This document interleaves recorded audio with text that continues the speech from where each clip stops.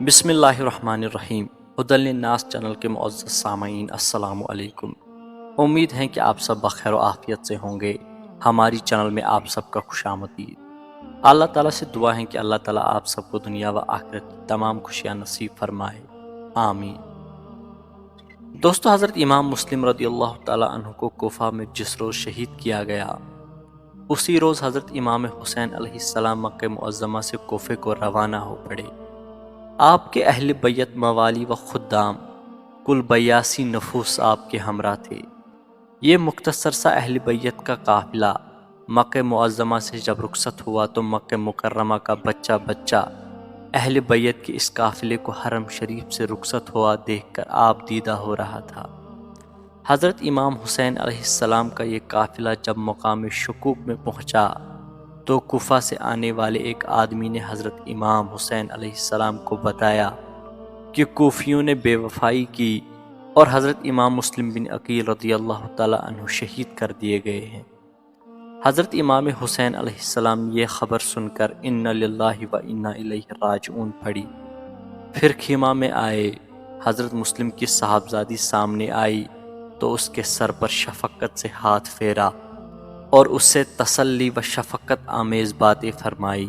صاحبزادی نے خلاف عادت یہ مراعات دیکھ کر عرض کی کہ آج تو آپ مجھ پر یتیمانہ نوازش فرما رہے ہیں، شاید میرے والد مارے گئے ہیں۔ یہ سن کر حضرت امام حسین علیہ السلام بے اختیار رو پڑے اور فرمایا، بیٹی غم نہ کرو، میں تیرا باپ، میری بہن تیری ماں اور میری لڑکیاں لڑکے تیرے بھائی بہن ہیں۔ صاحبزادی رونے لگی۔ فرزندان مسلم دوڑے اور والد کی شہادت کی خبر سن کر وہ بھی روئے اور پھر انتہائی دلیری سے فرمانے لگے، چچا جان، انشاءاللہ ہم کوفیوں سے باپ کے خون کا بدلہ لیں گے یا خود بھی ان کی طرح شہید ہو جائیں گے۔ حضرت امام حسین علیہ السلام نے پھر اپنے ہمراہیوں سے ایک تقریر فرمائی اور فرمایا کہ کوفیوں نے بد عہدی کی اور مسلم بن عقیل رضی اللہ تعالیٰ عنہ کو شہید کر دیا۔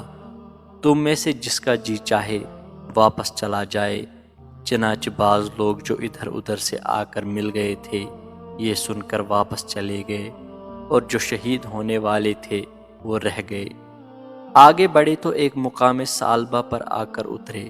حضرت امام حسین علیہ السلام اپنی بہن حضرت زینب رضی اللہ تعالیٰ عنہ کے زانوں پر سر رکھ کر سو گئے۔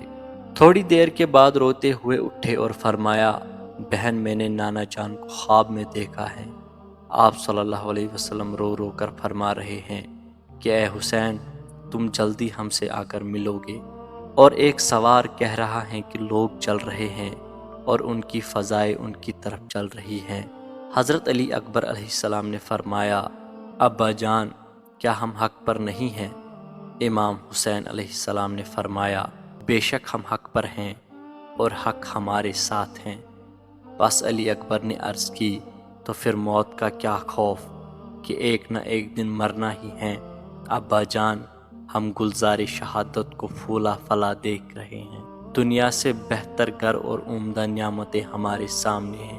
دوستو، حضرت امام حسین علیہ السلام اور آپ کے اہل بیت سبھی اعلی کلمت الحق کی خاطر کمر بستہ تھے اور موت سے مطلق ہراساں نہ تھے، اور یزید کے فسق و فجور کے خلاف آواز بلند فرمانے میں کسی دنیاوی نقصان کا انہیں مطلق خیال نہ تھا۔ دوستو، یہ تھی آج کی ویڈیو۔ امید ہے کہ آپ کو یہ ویڈیو پسند آئی ہوگی۔ اگر ویڈیو پسند آئی ہے تو ویڈیو کو لائک ضرور کریں۔ اگر آپ ہماری چینل پر نئے ہیں تو چینل کو سبسکرائب ضرور کریں۔ ملتے ہیں اگلے ویڈیو میں، تب تک کے لیے اللہ نگہبان۔